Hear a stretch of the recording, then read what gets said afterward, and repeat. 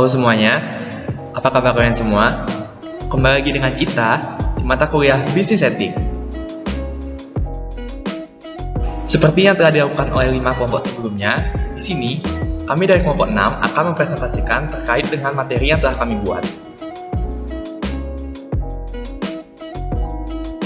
Tetapi, sebelum lanjut ke materi, izinkan saya untuk memperkenalkan teman saya yang berada di kelompok 6. Yang pertama, ada saya sendiri, Ideo Made Satria Dwi Payana Putra, dengan NIM 2102014370 nomor absen 5, dan teman saya, Igede Diva Aryana Wirya Kusuma, dengan NIM 2102014383 nomor absen 13. Dalam kesempatan kali ini, di sini kami akan membawakan materi terkait dengan konsep etika utilitarianisme dan manfaatnya dalam bisnis.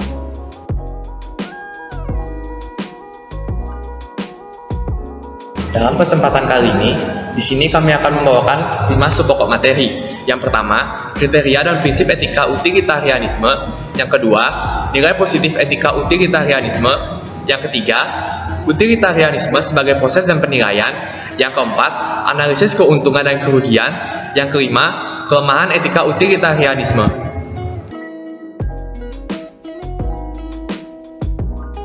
Sebelum lanjut ke sub-pokok materi pertama, izinkan saya untuk menjelaskan terkait dengan pengertian etika utilitarianisme itu sendiri. Etika utilitarianisme dikembangkan pertama kali oleh Jeremy Bentham pada tahun 1748 sampai dengan 1832. Etika utilitarianisme adalah tentang bagaimana menilai baik buruknya suatu kebijaksanaan sosial politik, ekonomi, dan legal secara moral. Etika utilitarianisme berasal dari bahasa Latin, yaitu utilitas yang berarti kegunaan. Paham ini menilai baik atau tidaknya sesuatu ditinjau dari segi kegunaan yang didatangkannya. Yang pertama, kriteria dan prinsip etika utilitarianisme. Secara ringkas, dapat dikatakan bahwa terdapat 3 kriteria prinsip etika utilitarianisme oleh Keraf pada tahun 1998. Yang pertama, manfaat, yaitu bahwa kebijakan atau tindakan mendatangkan manfaat atau kegunaan tertentu. Yang kedua, manfaat terbesar, yaitu bahwa kebijakan atau tindakan itu mendatangkan manfaat besar dibandingkan dengan alternatif lainnya. Dapat dikatakan bahwa tindakan yang baik adalah tindakan yang menimbulkan kerugian terkecil. Yang ketiga, manfaat terbesar bagi orang sebanyak mungkin, yaitu bahwa suatu kebijakan atau tindakan dinilai baik secara moral jika tidak hanya mendatangkan manfaat terbesar, melainkan apabila mendatangkan manfaat terbesar bagi orang sebanyak mungkin. Yang kedua, nilai positif etika utilitarianisme.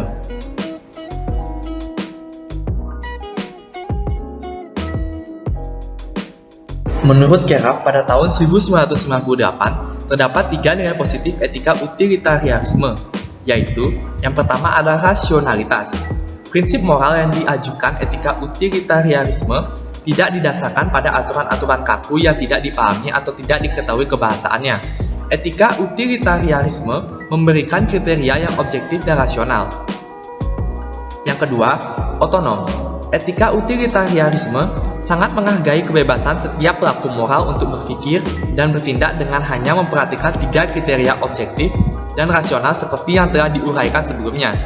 Tidak ada paksaan bahwa orang harus bertindak dengan cara tertentu yang tidak diketahui alasannya. Yang tiga, universal. Etika utilitarianisme mengutamakan manfaat atau akibat dari suatu tindakan bagi banyak orang. Suatu tindakan dinilai bermoral apabila tindakan tersebut memberikan manfaat terbesar bagi banyak orang. Secara universal, semua pembisnis di dunia saat ini berlomba-lomba mensejahterakan masyarakat di dunia, selain membuat diri mereka menjadi sejahtera. Berbisnis untuk kepentingan individu dan di saat yang bersamaan mensejahterakan masyarakat luas adalah pekerjaan profesional yang sangat mulia.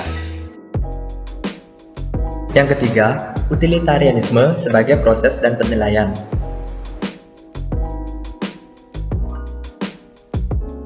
Secara umum, etika utilitarianisme dapat dipakai dalam 2 wujud yang berbeda, yaitu yang pertama, etika utilitarianisme digunakan sebagai proses untuk mengambil keputusan, kebijaksanaan, atau untuk bertindak. Dan yang kedua, etika utilitarianisme sebagai standar penilaian bagi tindakan atau kebijaksanaan yang telah dilakukan dan digunakan untuk mengevaluasi tindakan yang sudah dijalankan. Yang keempat, analisis keuntungan dan kerugian.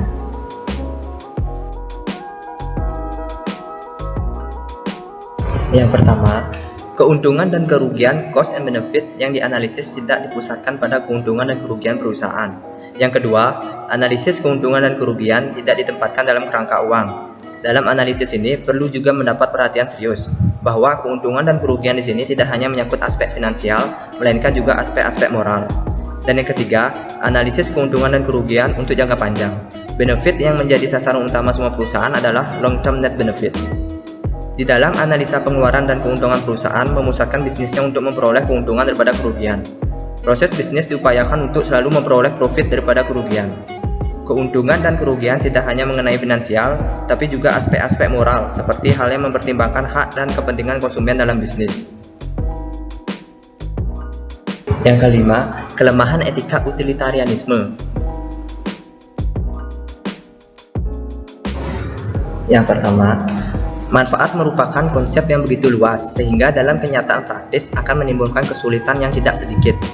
Yang kedua, etika utilitarianisme tidak pernah menganggap serius nilai suatu tindakan pada dirinya sendiri, dan hanya memperhatikan nilai suatu tindakan sejauh berkaitan dengan akibatnya. Dan yang ketiga, etika utilitarianisme tidak pernah menganggap serius kemauan baik seseorang.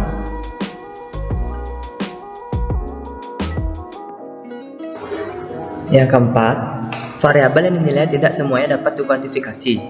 Yang kelima, seandainya ketiga kriteria dari etika utilitarianisme saling bertentangan, maka akan ada kesulitan dalam menentukan prioritas di antara ketiganya. Dan yang keenam, etika utilitarianisme membenarkan hak kelompok minoritas tertentu dikorbankan demi kepentingan mayoritas. Kesulitan dalam penerapan utilitarianisme yang mengutamakan kepentingan masyarakat luas merupakan sebuah konsep bernilai tinggi, sehingga dalam praktek bisnis sesungguhnya dapat menimbulkan kesulitan bagi pelaku bisnis. Baik, sekian presentasi dari kelompok kami. Jika ada kesalahan kata mohon dimaafkan, dan semoga video ini dapat bermanfaat bagi kalian semua yang menyaksikan. Akhir kata kami ucapkan terima kasih.